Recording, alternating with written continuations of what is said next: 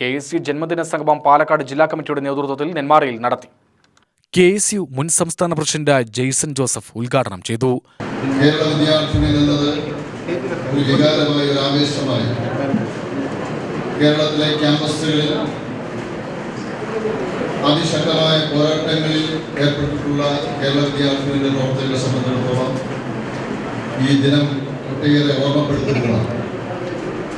1957 അതിൻ്റെ പ്രാധാന്യവും പ്രസക്തിയും വിദ്യാഭ്യാസ മേഖലയിൽ മാത്രമല്ല, കേരളത്തിലെയും ഇന്ത്യയിലെയും മാത്രമല്ല, ലോക രാഷ്ട്രീയ സാമൂഹ്യ സമൂഹവുമായി ബന്ധപ്പെടുത്തിക്കൊണ്ട് നാം പരിശോധിക്കുമ്പോൾ 1957 68 വർഷം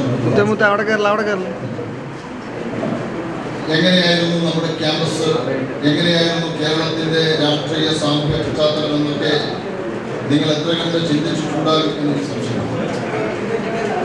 ഒരു സെക്കൻഡ്, ഇവിടെ പുറത്തൊക്കെ ഞാനല്ലേ നിങ്ങൾ സംസാരിക്കില്ല. അവിടെ നിങ്ങൾ സംസാരിക്കുമ്പോൾ എക്കോ വരുമ്പോഴത്തേക്കും ഒരു ബുദ്ധിമുട്ടുണ്ടാവും. പ്ലീസ്. ജില്ലാ പ്രസിഡന്റ് നിഖിൽ കണ്ണാടി അധ്യക്ഷനായി.